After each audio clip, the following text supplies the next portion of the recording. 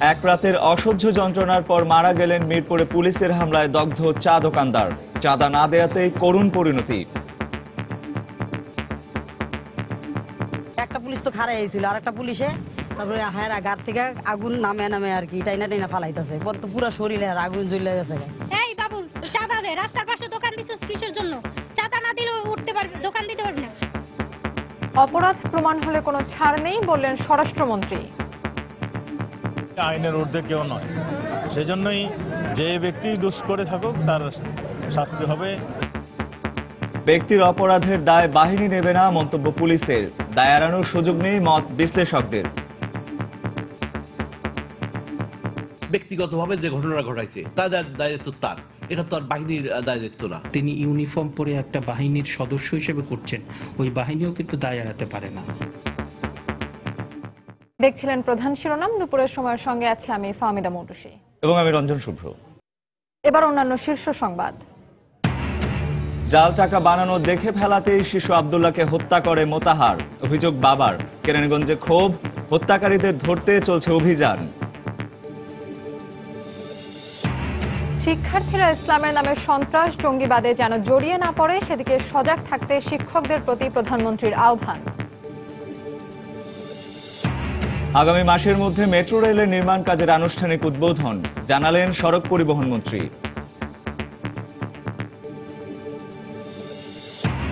ফুরিয়ে আসছে প্রাকৃতিক গ্যাসের মজুদ, স্থলভাগ ও বঙ্গোপসাগরের দ্রুত অনুসন্ধানের তাগিদ বিশেষজ্ঞদের। প্রতিমন্ত্রী বললেন, আমদানি করা এলএনজি এলেই মিটবে সংকট।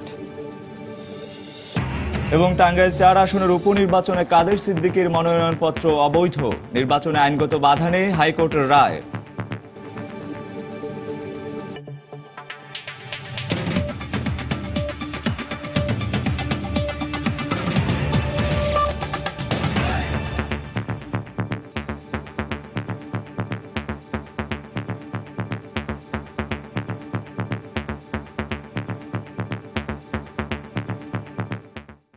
এক রাতের অসহ্য যন্ত্রণার পর মারা গেলেন মিরপুরে পুলিশের হামলায় দগ্ধ চা দোকানদার বাবুল মাতব্বর। চাঁদা না দেয়াতেই তার করুণ পরিণতি। গতরাতে আশঙ্কাজনক অবস্থায় ঢাকা মেডিকেল কলেজের বার্ন ইউনিটে ভর্তি করার পর সারা রাত অসহ্য যন্ত্রণায় ছটফট করেন। অবস্থার অবনতির পর সকালে তিনি মারা যান। এদিকে থানা কর্তৃপক্ষ জানিয়েছে, এই হামলার সঙ্গে কোনো পুলিশ সদস্য নয়, বরং সোর্স জড়িত থাকতে পারে। রাজধানীর মিরপুরের শাহ আলী থানা সংলগ্ন কিংসুক মাঠের পাশের এই চায়ের দোকানটিতেই ঘটে সেই নির্মম ঘটনা। প্রত্যক্ষদর্শীরা জানায়, বুধবার রাতে এই দোকানেই সোর্স সহ চাঁদা চাইতে যায় পুলিশ। টানাটানি করছে, চাচু জিজ্ঞেসে কেন যাবে, ওর সঙ্গে টেবিলটা ধরছে, টেবিলটা ধরে যে না যাইতেছে ওর সঙ্গে চারটা বাড়ি মারছে, মানে দোকানটা ভাঙা, ওইটা বাড়ি মারছে, টাকা চাইছে, এখন দেয় না। ওই বাড়ি মারার সাথে ওই আগুনগুলা শুইলে ছিঁড়ে গেছে, ওই সঙ্গে উনি চিল্লাপাল্লা করতেছিল। পরে লোক আসলো, অনেক লোক এসে দেখাদেখি করলো, ভাইয়ের ডাক দিতে গেলাম, আসলাম, আইসা পুলিশটার গায়ে কালিমালি ভরানো ছিল, পুলিশকে আমরা জিগেলাম, কি হইলো, পুলিশ আমাকে ঠেলা দেওয়া চলে গেছে। তার পরিবারের অভিযোগ, সাপ্তাহিক চাঁদা না দেয়ায় ইচ্ছে করেই এই ঘটনা ঘটায় পুলিশ। কিছুদিন ধরে ওনারা উত্তক্ত করতেছিল, তারপরে ওনারা আইসা আরো এর আগে দুপুরে একবার আইসা টানা হেসরা করছে। টানা হেসরা করার পর আমার শাশুড়ি চাকু নিছে, আমার শাশুড়ি অসুস্থ, উনি বলছে যে আমি কিন্তু এখন আমার নিজের জীবন দিয়ে দেবো তোমরা যদি এইভাবে করো। তখন ওনারা গেছে গা, এই 9:30টার দিকে আইসা আবার এরকম করতেছে, এই বাবুল চাঁদা দে, রাস্তার পাশে দোকান দিছিস কিসের জন্য? চাঁদা না দিলে উঠতে পারবি, দোকান দিতে পারবি না। একটা পুলিশ তো খারাই হয়েছিল, আর একটা পুলিশে তারপরে হ্যাঁ গার থেকে আগুন নামে আর কি টাইনা টাইনা ফালাইতেছে, পরে তো পুরো শরীরে আগুন জ্বলে গেছে। আগুনটা কিভাবে লাগলো না আগুন লাগছে কিভাবে শুনি নে, এটা কইতে পারুম না। মানে পুলিশের গায়ে পোশাক ছিল, এটা তো আপনারা দেখেন? হ্যাঁ, পুলিশের গায়ে পোশাক ছিল, এটা আমরা দেখছি। পরে আহত বাবুলকে চিকিৎসার জন্য ঢাকা মেডিকেল কলেজ হাসপাতালের বার্ন ইউনিটে নিয়ে যাওয়া হয়। তার শরীরের 95% অংশ পড়ে যায়। দীর্ঘক্ষণ মৃত্যুর সাথে সে মারা যান। এর আগে থানা কর্তৃপক্ষ দাবি করে এই হামলার সাথে কোনো পুলিশ সদস্য জড়িত নয়, তবে পুলিশের বক্তব্যের মধ্যে অসামঞ্জস্যতা লক্ষ্য করা যায়। দেলোয়ার পাবলিক সোর্স নামে পরিচিত, আমি তাকে চিনিও না। আমি তাকে চিনি না, দেলোয়ার নাম করে। পোশাকে, পুলিশ পোশাকে ছিলেন? আমি ঘটনাস্থলে কাউকে এইভাবে দেখার কোনো সাক্ষী পাইনি।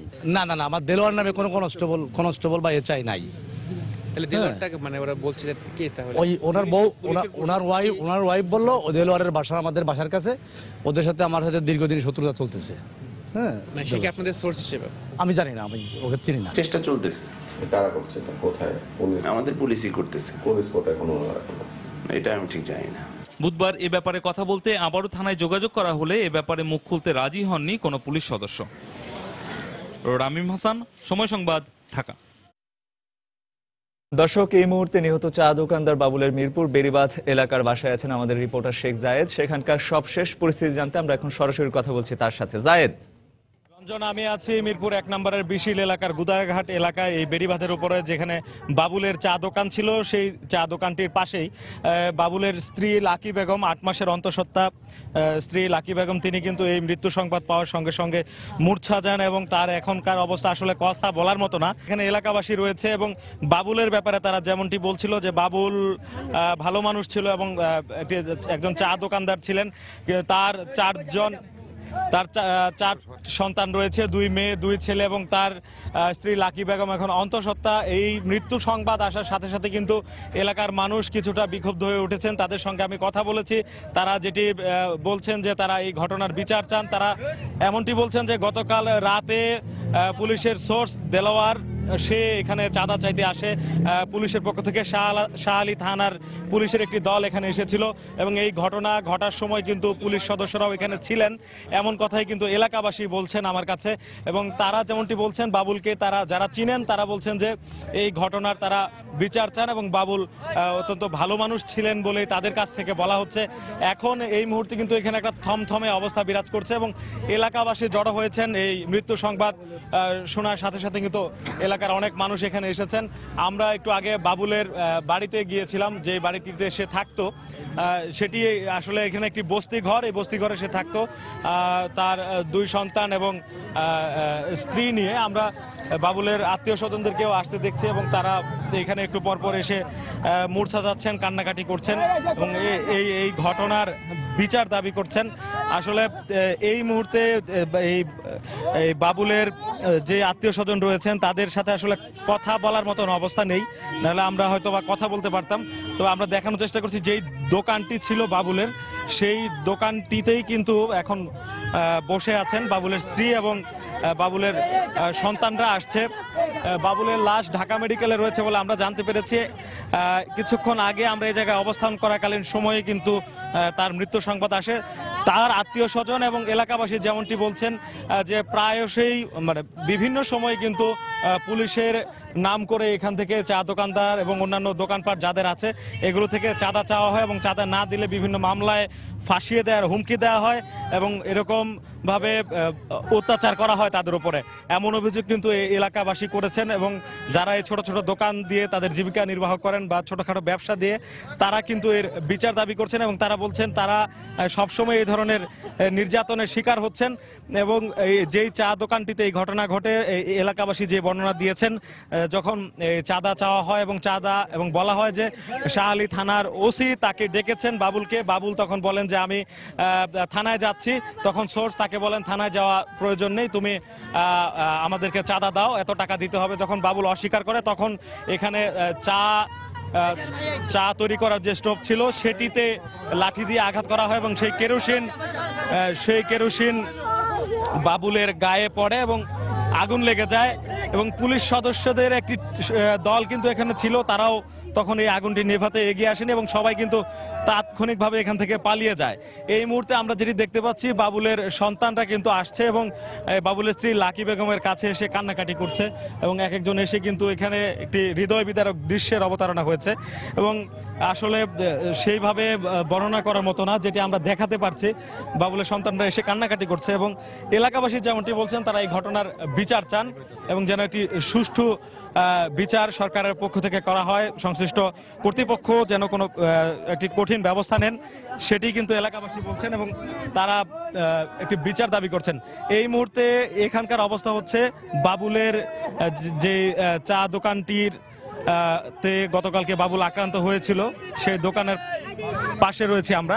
আপনারা দেখতে পাচ্ছেন যে বাবুলের আত্মীয় স্বজনরা আসছেন এবং তারা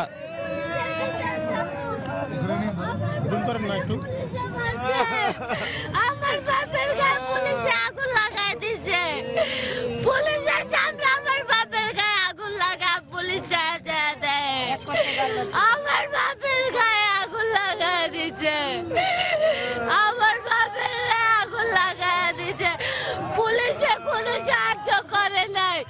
পুলিশে চায়া চায়া দেখছে, পুলিশে চায়া চায়া দেখছে, আগুন লাগায় দিয়া আমার বাপের জন্য চায়া চায়া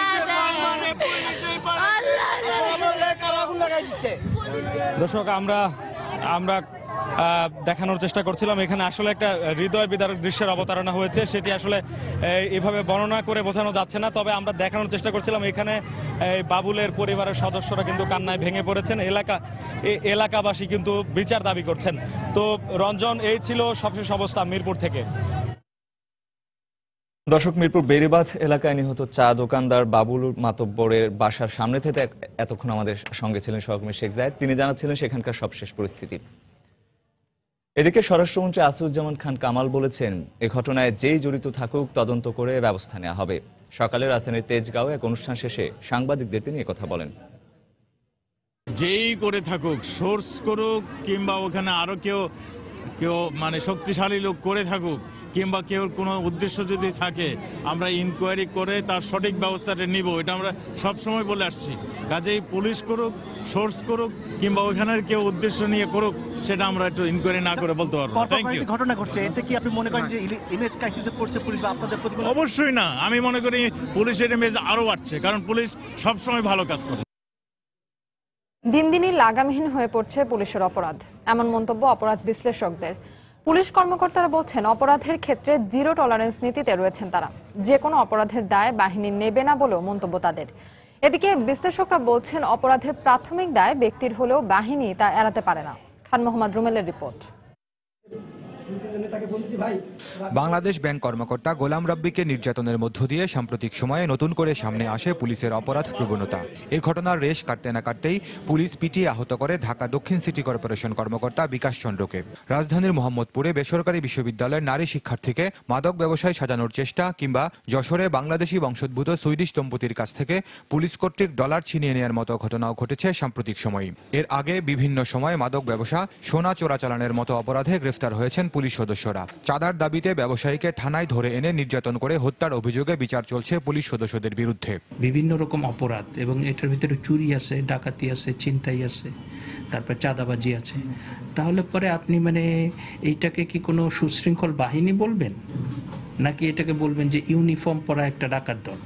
পুলিশ সদর দপ্তরের তথ্য অনুযায়ী গত বছরে বাহিনীর বিভিন্ন পর্যায়ের কর্মকর্তাদের বিরুদ্ধে জমা পড়েছে 10,000 অভিযোগ। পুলিশ কর্মকর্তারা বলছেন, প্রতিটি অভিযোগের ক্ষেত্রেই সত্যতা পাওয়া গেলে শাস্তিমূলক ব্যবস্থা নিয়েছেন তারা। কিন্তু অপরাধ বিজ্ঞানীদের মতে বেশিরভাগ ব্যবস্থাই লোক দেখানো। কোনো পুলিশ সদস্যের বিরুদ্ধে কখনো কোনো অভিযোগ উঠলে বা কেউ অভিযোগ করলে বা আমাদের দৃষ্টিগোচর হলে তার বিরুদ্ধে সাথে সাথে আইনগত ব্যবস্থা গ্রহণ করা হয়। এই ব্যবস্থাগুলো নেওয়ার ফলে পুলিশের অপরাধ করার প্রবণতাটা কমতো, তাহলে আমি বলতাম যে না, মানে সেটা কার্যকর হয়েছে। কিন্তু আমি দেখছি যে এই সমস্ত ব্যবস্থা নিয়ে সাময়িকভাবে হয়তো বা কিছু লোক দেখানো বিষয় হচ্ছে। তিনি আরো বলছেন, এসব অপরাধের দায় সাংগঠনিকভাবে কখনোই এড়িয়ে যেতে পারে না পুলিশ। তিনি যখন সরকারি দায়িত্বরত অবস্থায় কোনো কাজ করছেন, সেখানে তার দুটো দায় কিন্তু থাকে। ব্যক্তিগত দায় যেমন থাকে, আবার তিনি ইউনিফর্ম পরে একটা বাহিনীর সদস্য হিসেবে করছেন, ওই বাহিনীও কিন্তু দায় এড়াতে পারে না। ব্যক্তিগতভাবে যে ঘটনা ঘটাইছে তার দায়িত্ব তার, এটা তো আর বাহিনীর দায়িত্ব না। যত ধরনের আইনগত ব্যবস্থা আছে সবই নেওয়া হচ্ছে। সুতরাং আমাদের অবস্থান এক্ষেত্রে তাকে কোনো ছাড় দেওয়া হচ্ছে না। তবে দুজনেই মনে করেন, দেশে আইনের শাসন প্রতিষ্ঠায় জনবান্ধব পুলিশিং এর কোনো বিকল্প নেই। আর এক্ষেত্রে সচেতন হতে হবে নাগরিক এবং পুলিশ দুই পক্ষকেই। আমরা তো পুলিশি রাষ্ট্র চাই না, আমরা তো জনগণের রাষ্ট্র চাই। খান মোহাম্মদ রুমেল, সময় সংবাদ, ঢাকা। জাল টাকা তৈরির সময় দেখে ফেলার কারণে মোতাহার শিশু আব্দুল্লাহকে হত্যা করেছে বলে অভিযোগ করেছেন তার বাবা বাদল হোসেন। ছেলের খুনিকে গ্রেপ্তার করে সর্বোচ্চ শাস্তির দাবি জানান তিনি। এদিকে আব্দুল্লাহ হত্যাকাণ্ডের ঘটনায় এখনো ক্ষোভে ফুঁসছেন এলাকার মানুষ। সকালে মোতাহার সহ তার পরিবারের সবাইকে গ্রেফতার করে ফাঁসির দাবিতে মুগারচরে বিক্ষোভ করেছে এলাকাবাসী। খুনি মোতাহারের বাড়ির সামনে সকাল থেকেই ভিড় জমায় ক্ষুব্ধ এলাকাবাসী। দুদিন পার হয়ে গেলেও আসল হত্যাকারীকে আটক করতে না পারায় ক্ষোভ প্রকাশ করেন তারা। পরিপূর্ণ বিচার আমরা চাই, যে এদের ফাঁসি অতি তাড়াতাড়ি হোক। আইন প্রশাসনের কাছে আমাদের বিশেষ দাবি, অবিলম্বে গ্রেফতার করে তাদেরকে আইনের আওতায় আইনে তাদের ফাঁসি দাবি করছে। একই রকম পরিস্থিতি বিরাজ করছে শিশু আব্দুল্লাহর স্কুলের সামনেও। সহপাঠীরা হত্যাকারীর বিচার দাবিতে স্লোগান দেয়। স্কুলের শিক্ষকরাও এ ধরনের হত্যাকাণ্ডের তীব্র সমালোচনা করেন। আব্দুল্লাহ আমাদের খুব ভালো বন্ধু ছিল, কখনো আমাদের সাথে ঝগড়া করেনি। অনেক কষ্ট লাগছে। আমাদের এই মহল্লা আব্দুল্লাহ অনেক ভালো খেলতো, ক্রিকেট অনেক ভালো খেলতো। ক্লাসে খুবই মনোযোগী ছিল এবং খুব ভালো একটা স্টুডেন্ট ছিল।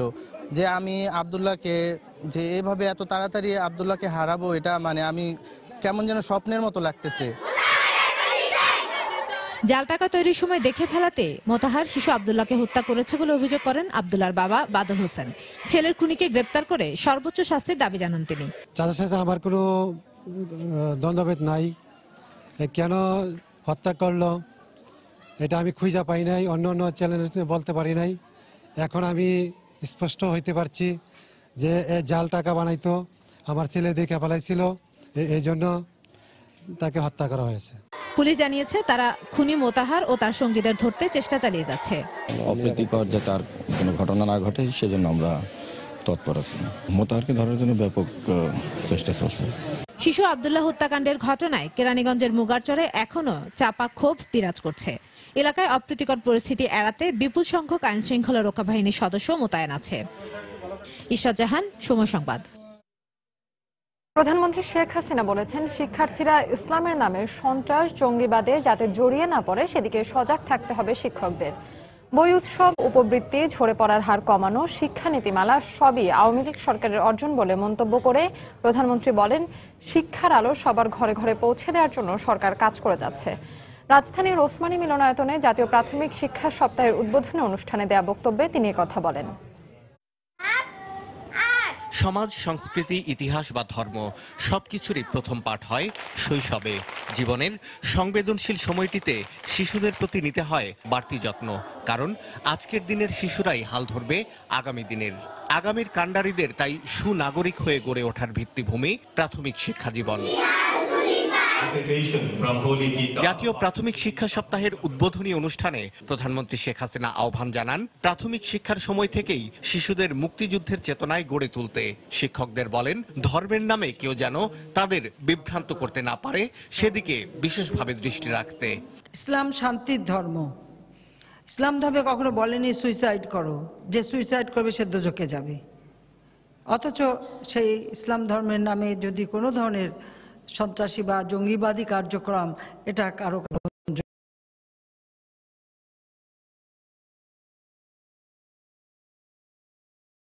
কাজে প্রত্যেকটা স্কুল, কলেজ, মসজিদ, মাদ্রাসা সব জায়গায় এই শিক্ষাটা দেওয়া উচিত যে এই ধরনের বিভ্রান্তিমূলক কাজে যেন কেউ লিপ্ত না হয়। শিক্ষার্থীদের ঝরে পড়া রোধ করতে সরকারের উদ্যোগগুলো এ সময় তুলে ধরেন প্রধানমন্ত্রী। সরকারের পাশাপাশি এক্ষেত্রে সমাজের সক্ষম ব্যক্তিদেরও সহযোগিতা চান তিনি। বাচ্চারা যাতে থাকে তার জন্য আমরা স্কুলে টিফিনের ব্যবস্থা বা মিড ডে মিলের ব্যবস্থাও করা হচ্ছে। প্রত্যেক এলাকায় কিছু তো বিদ্যানুরাগী ব্যক্তি থাকেন, তারা সাহায্য করেন, অভিভাবকরা করতে পারেন। নিজেরা উদ্যোগ নিয়ে প্রত্যেক স্কুলে যদি এইভাবে মানে বাচ্চাদের টিফিন তৈরি করে খাওয়ার ব্যবস্থা করা যায়, তাহলে আর কেউ ঝরে পড়বে না। কে কবে আমাদের কি অনুদান দেবে, সাহায্য করবে, সে আশায় না থেকে আমরা স্ব-উদ্যোগে কিন্তু এই পদক্ষেপগুলি নিতে পারি। পরে সারা দেশ থেকে ক্রীড়া ও সাংস্কৃতিক প্রতিযোগিতায় বিজয়ী শিশু কিশোরদের হাতে পুরস্কার তুলে দেন প্রধানমন্ত্রী শেখ হাসিনা। শাহ আলী জয়, সময় সংবাদ, ঢাকা। রাজধানীর সেন্ট্রাল হাসপাতালের বেসমেন্টে আগুন লেগেছে। দর্শক, এই মুহূর্তে সেখানে আছেন আমাদের সহকর্মী জুনায়েদ আল হাবিব। সেখানকার পরিস্থিতি জানতে এখন সরাসরি কথা বলছি তার সাথে। জুনায়েদ। রঞ্জন, আপনি যেমনটা বলছিলেন যে রাজধানীর এই গ্রিন রোডের সেন্ট্রাল হসপিটাল রয়েছে, আমার পিছনে কিছুক্ষণ আগে কিন্তু সেখানে অগ্নিকাণ্ডের ঘটনা ঘটেছে। আমরা এইমাত্র আসলে এখানে এসে পৌঁছাই। এখানে এসে পৌঁছানোর পর যে বিষয়টি দেখতে পাই যে পিছনের যে হসপিটালের বেসমেন্ট রয়েছে, কার পার্কিংয়ের জায়গা, সেই কার পার্কিংয়ের জায়গায় কিন্তু অগ্নিকাণ্ডের সূত্রপাত বলে আমরা জানতে পারি। আপনারা হয়তো দেখতে পাচ্ছেন যে ভয়াবহ যে অগ্নিকাণ্ড আসলে ঘটেছিল, তবে ফায়ার সার্ভিসের যে তৎপরতার কারণে আগুন তেমনভাবে ছড়িয়ে পড়তে পারেনি। তবে প্রচণ্ড ধোঁয়ার কারণে কিন্তু ভেতরে কিছুই দেখা যাচ্ছে না। আসলে ওখানে কোনো মানুষ এখনো রয়েছেন কিনা। তবে যতটুকু আমরা জানতে পেরেছি সে বিষয়টি হচ্ছে যে বেসমেন্টে কার পার্কিংয়ে যে গাড়িগুলো রাখা ছিল সে গাড়িগুলো বের করে আনা সম্ভব হয়নি। সে গাড়িগুলো হয়তো পুরো ছাই হয়ে গিয়েছে। তবে এখন পর্যন্ত নিশ্চিতভাবে কোনো কিছুই আসলে বলা যাচ্ছে না। তবে বিষয়টি বলে রাখি যে প্রায় 20 মিনিট আগে অগ্নিকাণ্ডের খবরাখবর আসলে পাওয়া যায় যে হঠাৎ করে বেসমেন্টে আগুনের খবর পায় এখানকার যে আশপাশের লোকজন রয়েছেন এবং হসপিটাল কর্তৃপক্ষ রয়েছেন। সেই আগুনের খবর পাওয়ার পরে কিন্তু তারা ফায়ার সার্ভিসকে জানালে ফায়ার সার্ভিস কর্তৃপক্ষের আমরা যতটুকু এখন পর্যন্ত জানতে পেরেছি ফায়ার সার্ভিসের 4টি ইউনিট কিন্তু ঘটনাস্থলে এসে আগুন নিয়ন্ত্রণে কাজ করছে এবং যদি এই 4টি ইউনিটের প্রচেষ্টা আগুন নিয়ন্ত্রণ আনা সম্ভব না হয় তারা যতটুকু আমাদেরকে প্রাথমিকভাবে বলছেন যে আরও কয়েকটি ইউনিট কিন্তু ইতোমধ্যে রওনা দিয়েছেন। রঞ্জন, আরেকটি বিষয় বলে রাখি যে এখানে আপনারা দেখতে পাচ্ছেন যে অসংখ্য উৎসুক মানুষের আসলে ভিড় জমে গিয়েছে। হাজার হাজার মানুষ কিন্তু আসলে হসপিটালে দেখছেন। বিশেষ করে যেহেতু একটি হাসপাতাল সেহেতু এই হাসপাতালের কারণেই মানুষের মধ্যে আতঙ্কটা বেশি কাজ করছে যে আসলে হাসপাতালের ভিতরে রোগী রয়েছেন, অসংখ্য রোগী রয়েছেন, রোগীর স্বজনরা রয়েছেন। সেই কারণে হচ্ছে কোনো রোগী ক্ষয়ক্ষতি হয় কিনা বা রোগী ক্ষতিগ্রস্ত হন কিনা সে বিষয়টি আসলে খুব কঠোরভাবে দেখা হচ্ছে এবং তারা চেষ্টা করছেন যে যেভাবেই হোক আগুন যেহেতু কার পার্কিংয়ের জায়গা লেগেছে সেই কার পার্কিংয়ের ভিতরেই যেন সীমাবদ্ধ থাকে, আগুনটা নিয়ন্ত্রণে তারা যেন আনতে পারেন। তারা কিন্তু নিরলস পরিশ্রম এবং প্রচেষ্টা চালিয়ে যাচ্ছেন যাতে আগুন উপরের যে তলাগুলো রয়েছে, উপরের যে ফ্লোরগুলো রয়েছে সেখানে যাতে আগুন ছড়িয়ে না পড়ে সেই চেষ্টা কিন্তু তারা চালিয়ে যাচ্ছেন। রঞ্জন, আরেকটি বিষয় বলে রাখি এখানে আসলে কত সংখ্যক রোগী কিন্তু ভেতরে আটকা আছে সে বিষয় কিন্তু আমরা এখনো জানতে পারিনি বা আসলে রোগীদেরকে বের করে আনা সম্ভব হয়েছে কিনা সে বিষয়টি আসলে আমাদের নজরে আসেনি এখন পর্যন্ত। তবে কর্তৃপক্ষ সহ এখানকার যে আইনশৃঙ্খলা রক্ষাকারী বাহিনীর সদস্যরা রয়েছেন, ফায়ার সার্ভিস কর্মীরা রয়েছেন, সবাই কিন্তু পরিশ্রম চেষ্টা চালিয়ে যাচ্ছেন যে যেভাবেই হোক আগুন যত সহজে দ্রুত সম্ভব নেভানো যায় বা আগুন যত দ্রুত সম্ভব নিয়ন্ত্রণে আনা যায়। আসলে ভেতরে আমরাও প্রবেশ করতে পারছি না। ভেতরে অবস্থা জানার জন্য এখানে রক্ষাকারী বাহিনীর সদস্যরা অবস্থান নিয়েছেন যে ভিতরে আসলে রোগীদের কি অবস্থা। তবে একটা বিষয় বলে রাখি সেটা হচ্ছে রোগীরা আতঙ্কিত অবস্থায় রয়েছেন কারণ তারা জানার পরে হয়তো অবশ্যই সবাই যারা রোগীর স্বজন রয়েছেন সবাই কিন্তু আতঙ্কিত যে আসলে কি হয়। এখন পর্যন্ত যেহেতু আগুন নিয়ন্ত্রণে আসেনি বা আগুন নিয়ন্ত্রণে আনতে আরও কত সময় লাগবে সে বিষয়টি কিন্তু এখন আমরা নিশ্চিতভাবে কিছু বলতে পারি না। রঞ্জন, আরেকটি বলে রাখি যে আপনি জানেন যে এই গ্রিন রোডের সেন্ট্রাল হসপিটাল, এই হসপিটালে কিন্তু অসংখ্য রোগী এখানে ভর্তি থাকেন বিভিন্ন রোগের চিকিৎসা নেওয়ার জন্য এবং তারা বলছেন যে আগুন যেভাবে হোক নিয়ন্ত্রণে আসবে। ফায়ার সার্ভিস কর্তৃপক্ষ কিন্তু আমাদেরকে আশ্বাস দিয়েছেন। তারা বলছেন যে আগুনের উপরে সূত্রাপাত, আগুনের সেই সূত্রাপাত জায়গাটিকে তারা কিন্তু চিহ্নিত করেছেন। যেহেতু কার পার্কিং, তারা বলছেন যে কার পার্কিং এর জায়গা তারা হচ্ছে ভিতরে অনেক প্রবেশ করছে। আপনি হয়তো দেখতে পাচ্ছেন ফায়ার সার্ভিস কর্মীরা কিন্তু এই প্রচন্ড ধোঁয়ার মধ্যেও তারা কিন্তু ভেতরে যাচ্ছেন। তারা ভেতরে গিয়ে আগুনের আসলে সূত্রপাত খোঁজা বের করার জন্য চেষ্টা করছেন এবং ভেতরে আসলে যেহেতু গাড়িগুলো রয়েছে যে গাড়িগুলো আসলে পুড়ে গিয়েছে সেজন্যই হচ্ছে ওই গাড়ির পোড়ার কারণেই হচ্ছে ধোঁয়াগুলো কিন্তু চারপাশে ছড়িয়ে পড়ছে, যার কারণে তাদের এই আগুন নিয়ন্ত্রণে আনতে অনেকটা হিমশিম খেতে হচ্ছে, কষ্ট করছে। তারপরও ফায়ার সার্ভিস কর্মীরা কিন্তু চেষ্টা চালিয়ে যাচ্ছেন যেভাবে হোক তারা আগুন নিয়ন্ত্রণে আনার জন্য। আরেকটি বিষয় হচ্ছে বলে রাখি ফায়ার সার্ভিসের যে কর্মীরা রয়েছেন তারা কিন্তু অক্সিজেন ফিট করে, তারা গ্যাস লাইনের অক্সিজেন ফিট করে তারা আসলে ভিতরে প্রবেশ করেছেন যাতে তাদেরও কোনো সমস্যা না হয়। যেহেতু ধোঁয়া অনেকটা মানুষের শ্বাসকষ্টের জন্য সমস্যা, সেজন্য ফায়ার সার্ভিস কর্মীরা মুখে মাস্ক লাগিয়ে হচ্ছে তারা আগুন নিয়ন্ত্রণের জন্য ভিতরে প্রবেশ করছেন। তো রঞ্জন, আপাতত এই সেন্ট্রাল হসপিটালে যে আগুন লাগার খবর এই ছিল আমার হাতে সবশেষ। পরবর্তীতে এরপরে ক্ষয়ক্ষতির পরিমাণ বা আগুনের আরো অবস্থা জানাতে হয়তো আপনাদেরকে আমরা জানিয়ে দিব। রঞ্জন। দর্শক, রাজধানীর গ্রিন রোডের সেন্ট্রাল হাসপাতালের সামনে থেকে এতক্ষণ আমাদের সাথে ছিলেন সহকর্মী জুনায়েদ আল হাবিব।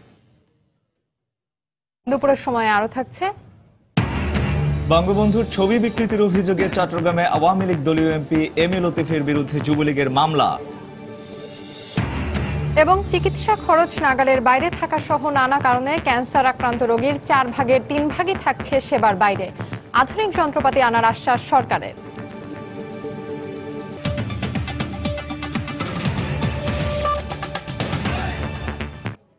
দর্শক, কিছুক্ষণ আগে ঢাকা মেডিকেল কলেজ হাসপাতালে মারা গেছেন মিরপুরে পুলিশের হামলায় দগ্ধ চা দোকানদার বাবুল মাতব্বর। এই মুহূর্তে ঢাকা মেডিকেল কলেজ হাসপাতালে আছেন রিপোর্টার তানিন মেহেদি। আমরা সরাসরি চলে যাচ্ছি তার কাছে। তানিন।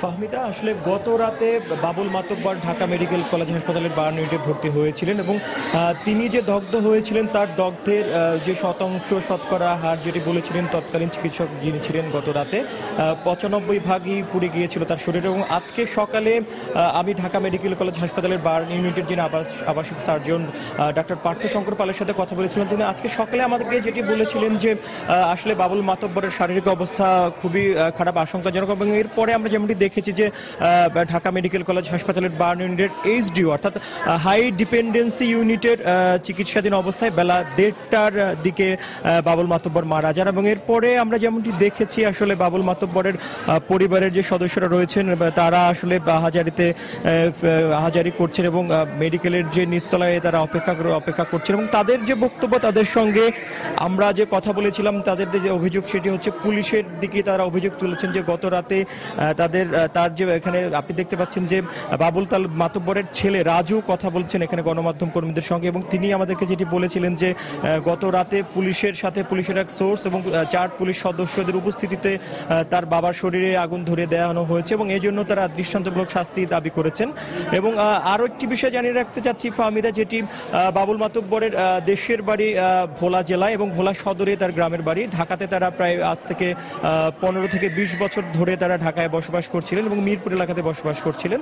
তার ছেলে রাজু আমাদেরকে আরও একটি তথ্য দিয়েছিল, যেটি তার বাবা বেশ কিছুদিন ধরে অসুস্থ থাকায় শাহালি থানার পার্শ্ববর্তী একটি জায়গায় মাসখানেক ধরে চায়ের দোকান দিয়েছিলেন, যাতে করে তার শারীরিক পরিশ্রম যাতে কম করতে হয় সেই জন্য আসলে তাদের পরিবারের অন্যতম একজন উপার্জনক্ষম ব্যক্তি হিসেবে তিনি চায়ের দোকানটি দিয়েছিলেন এবং তার এই উপার্জন থেকেই তাদের পুরো পরিবার চলত। এবং আমরা যতটুকু জানতে পেরেছি পরিবারের বাবুল মাতব্বরের 2 ছেলে এবং 3 মেয়ে, এক ছেলে রয়েছে ছোট এবং আরো একটি মেয়ে রয়েছে যিনি পড়াশোনা করছেন।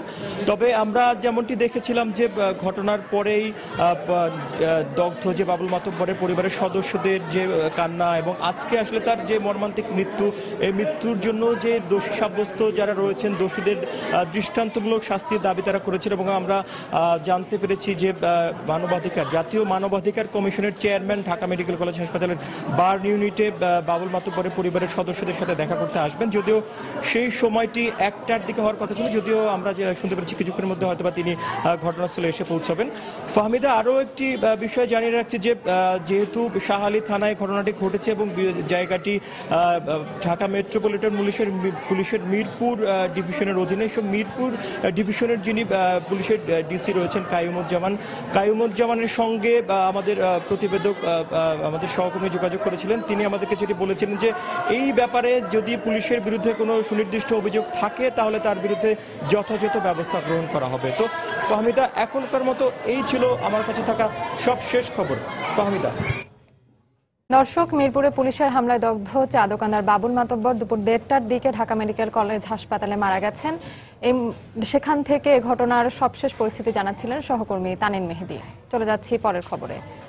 ধীরে ধীরে প্রাকৃতিক গ্যাসের মজুদ কমে আসায় জটিল আকার ধারণ করছে সরবরাহ ব্যবস্থা। গ্যাস অনুসন্ধানের সময়োপযোগী সিদ্ধান্ত নেওয়া হচ্ছে না দাবি করে বিশ্লেষকরা বলছেন স্থলভাগ এবং বঙ্গোপসাগরে খুব দ্রুত গ্যাসের অনুসন্ধান চালাতে হবে।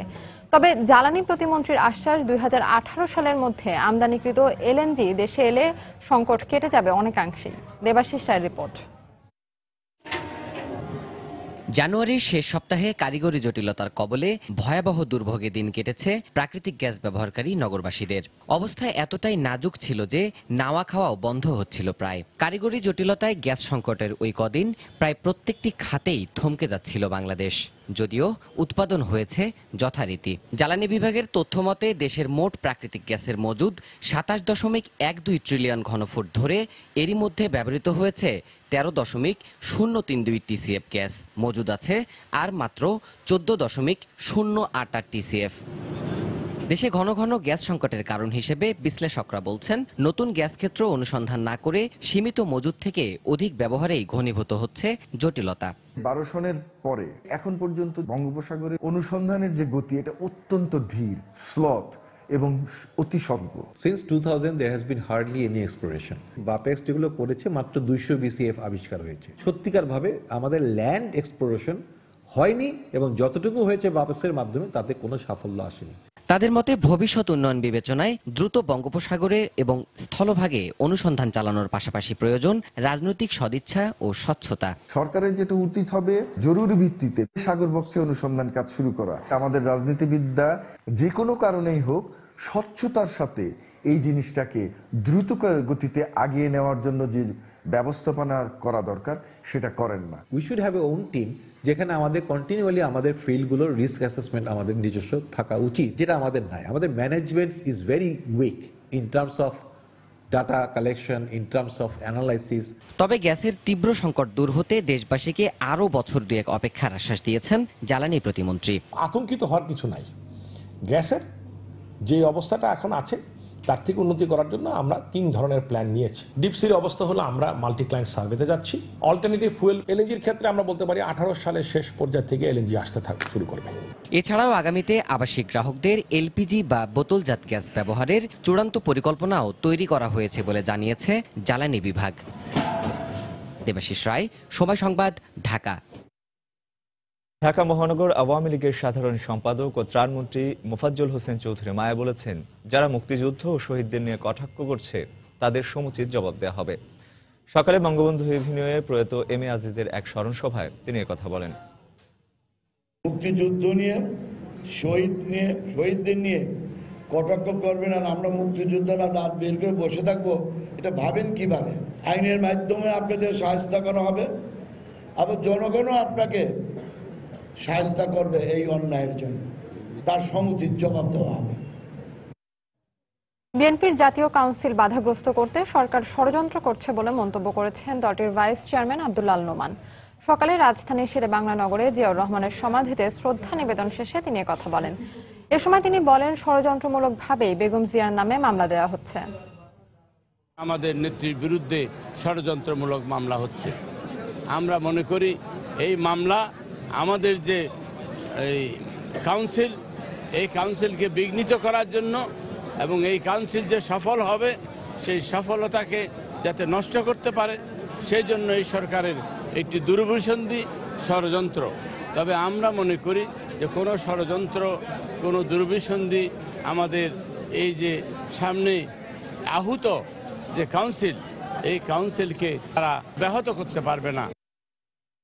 জাতির জনক বঙ্গবন্ধুর ছবি বিকৃত করার অভিযোগে চট্টগ্রাম 11 আসনের সংসদ সদস্য এম এ লতিফের বিরুদ্ধে আদালতে মামলা করেছে যুবলীগের এক সাবেক নেতা। সকালে মেট্রোপলিটন ম্যাজিস্ট্রেট মোহাম্মদ ফরিদ আলমের আদালতে এ মামলা করা হয়। মামলায় বলা হয়, গেল 30 জানুয়ারি প্রধানমন্ত্রী শেখ হাসিনার চট্টগ্রাম আগমন উপলক্ষে সংসদ সদস্য এম এ লতিফের পক্ষে ব্যানার লাগানো হয়।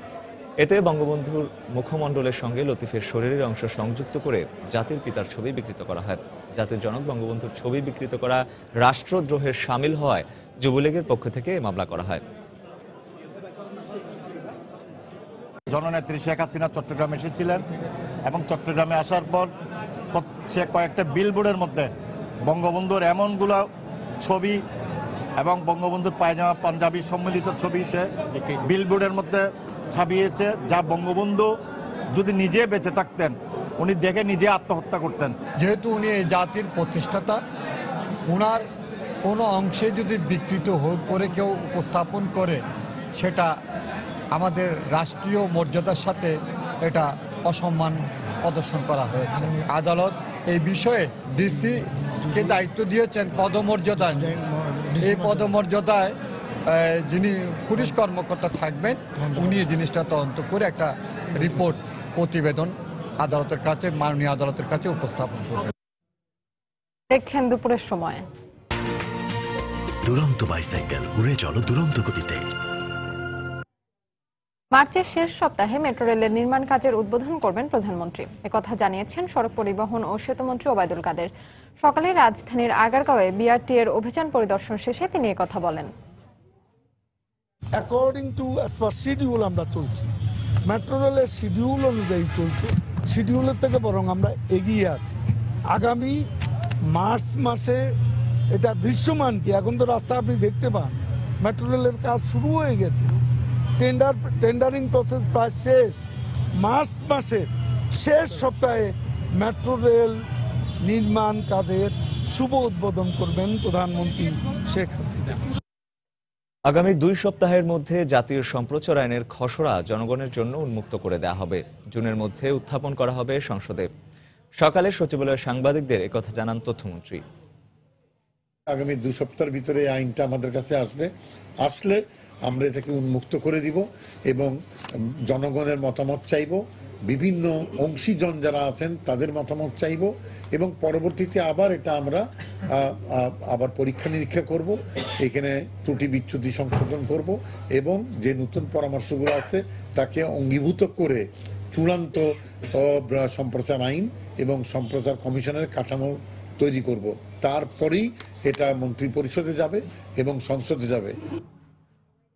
টাঙ্গাইল 4 আসনের উপনির্বাচনে কাদের সিদ্দিকীর মনোনয়নপত্র অবৈধ ঘোষণা করে রায় দিয়েছেন হাইকোর্ট। সকালে বিচারপতি মোহাম্মদ আশফাকুল ইসলাম ও বিচারপতি জাফর আহমেদের দ্বৈত বেঞ্চ এই রায় দেন।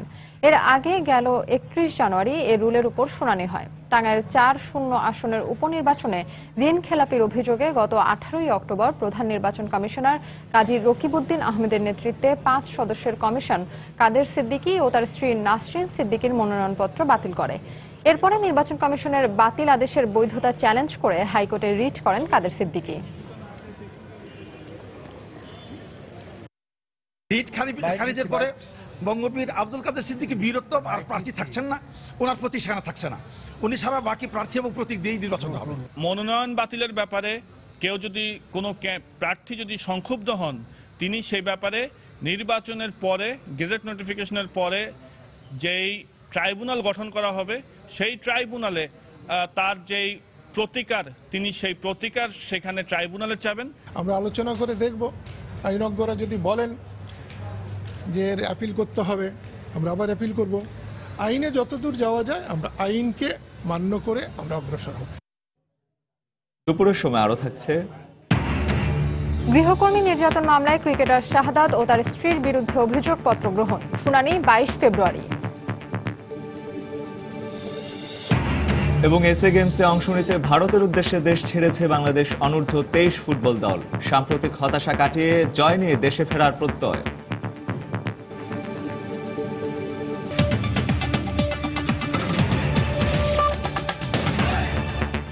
দেশে প্রায় 15 লাখ মানুষ মরণব্যাধি ক্যান্সারে আক্রান্ত। ক্যান্সার নিরাময় কেন্দ্রের সংখ্যা কম, চিকিৎসা খরচ নাগালের বাইরে থাকা সহ বিভিন্ন কারণে 4 ভাগের 3 ভাগ রোগী থেকে যাচ্ছেন সেবার বাইরে। চিকিৎসা সেবা সাধ্যের মধ্যে আনার পাশাপাশি বেসরকারি উন্নয়ন সংস্থাকে আরও কার্যকর করার পরামর্শ বিশেষজ্ঞদের। আরও জানাচ্ছেন মুজাহিদ শুভ। 2.5 বছরের শিশু রুহি স্কুলের বই খাতা সঙ্গী হবার অনেক আগেই মরণ ব্যাধি ক্যান্সার সঙ্গী হয়েছে তার। বিশ্ব স্বাস্থ্য সংস্থার তথ্য অনুযায়ী দেশে প্রতি বছর 2,50,000 মানুষ নতুন করে ক্যান্সারে আক্রান্ত হয়, যেখানে প্রায় 1.5 লাখ মানুষকেই হার মানতে হয় মৃত্যুর কাছে। এক্ষেত্রে চিকিৎসা সেবা সাধারণ মানুষের সাধ্যের মধ্যে আনার পাশাপাশি সচেতনতা বাড়াতে বেসরকারি উন্নয়ন সংস্থাগুলোকে উদ্যোগী করতে সরকারের প্রতি আহ্বান বিশেষজ্ঞদের। এগুলোর জন্য রিসার্চ দরকার, বড় বড় ফান্ড দরকার এবং সায়েন্টিস্টদেরকে ইনভলভ করা দরকার। সরকার কিন্তু একটা লিমিটের বাইরে যেতে পারবে না, ওই জন্যই ইন্স্যুরেন্স কোম্পানিগুলোকে কোনো না কোনোভাবে ইনভলভ করা যায় কিনা। সারা পৃথিবীতে অনেক জায়গায় অনেক রকম মডেল আছে, আমরা তো সব সেই সবগুলো নিয়ে বসতে পারি যে কোন দেশ তাদের জনগণের জন্য কিভাবে এই স্বাস্থ্য খাতে খরচ করছে। বাংলাদেশে 160টি ক্যান্সার নিরাময় কেন্দ্রের চাহিদা থাকলেও রয়েছে মাত্র 15টি।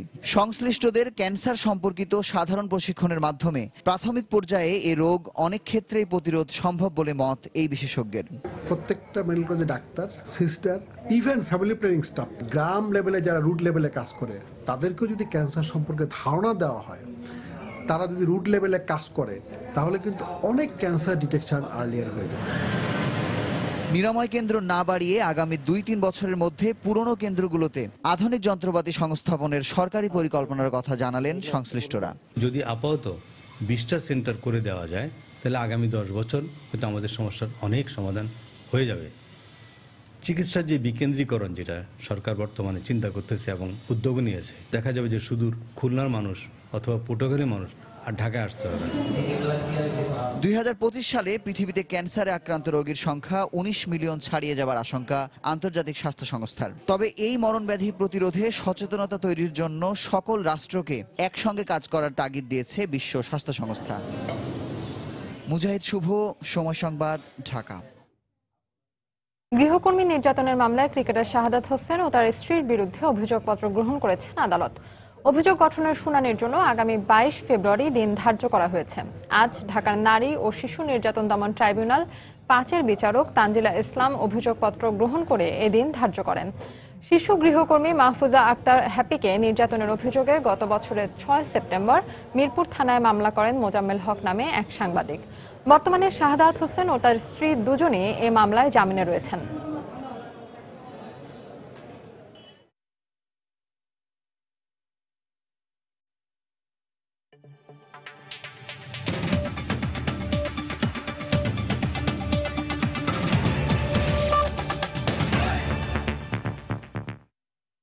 মার্কিন প্রেসিডেন্ট বারাক ওবামা প্রথমবারের মতো দেশটির একটি মসজিদ পরিদর্শন করেছেন। আন্তর্জাতিক গণমাধ্যম জানায় বুধবার ম্যারিল্যান্ড অঙ্গরাজ্যের বাল্টিমোরের একটি মসজিদে যান ওবামা। এ সময় সেখানকার মুসলিম কমিউনিটির সঙ্গে মতবিনিময় করেন তিনি। হোয়াইট হাউসের মুখপাত্র জশ আর্নস্ট জানান, ওবামার এ সফর যুক্তরাষ্ট্রের সব ধর্মের মানুষের স্বাধীনতা ও অধিকারের প্রতি শ্রদ্ধা। এটি রিপাবলিকানদের মুসলিম বিদ্বেষের কড়া জবাব বলেও মন্তব্য করেন তিনি। আজ খ্রিস্টান কমিউনিটির নেতাদের সঙ্গে ওবামার মতবিনিময়ের কথা রয়েছে। গত ডিসেম্বরে ক্যালিফোর্নিয়ায় হামলার পর যুক্তরাষ্ট্রে মুসলমানদের প্রবেশ নিষিদ্ধের দাবি জানান প্রেসিডেন্ট নির্বাচনে রিপাবলিকান মনোনয়ন প্রত্যাশী ডোনাল্ড ট্রাম্প। এছাড়া নিরাপত্তা ঝুঁকির কারণ দেখিয়ে ওবামার 10,000 সিরীয় শরণার্থী গ্রহণের পরিকল্পনার বিরুদ্ধে প্রচারণা চালাচ্ছেন রিপাবলিকানরা। It's not hard to find voters who say they're supporting a candidate because he's more worried about getting into medical school than what President Barack. The White House says he will highlight the accomplishments of Muslim America. He set foot in a U.S.-based mosque during his entire presidency. You could never finish.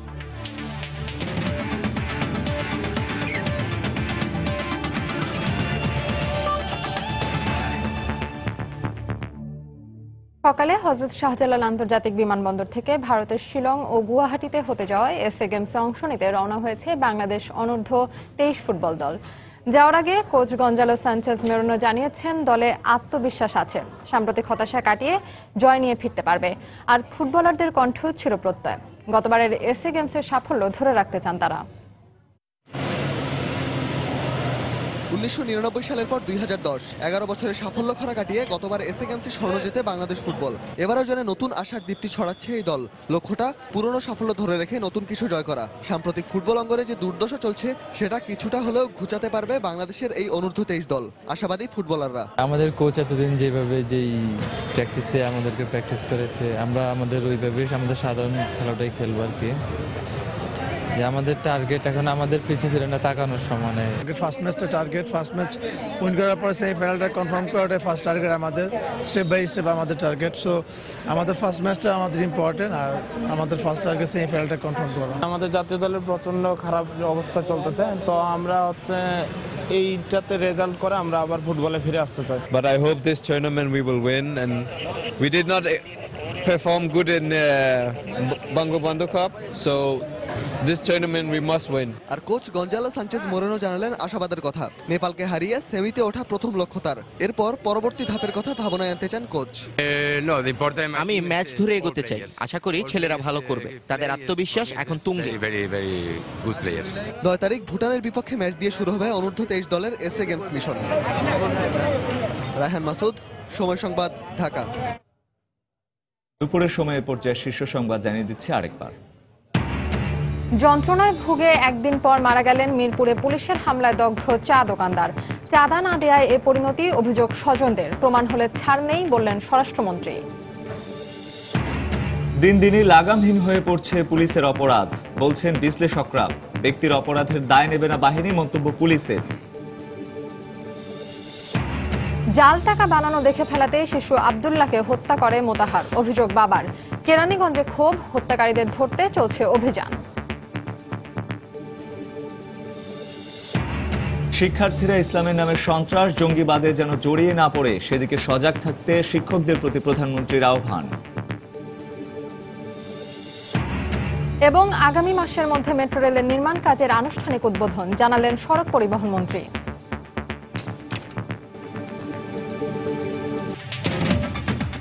দর্শক, এই ছিল দুপুরের সময়ে। যে কোনো খবর পেতে visit করুন সময় নিউজ.tv। সঙ্গে থাকুন সময়ের।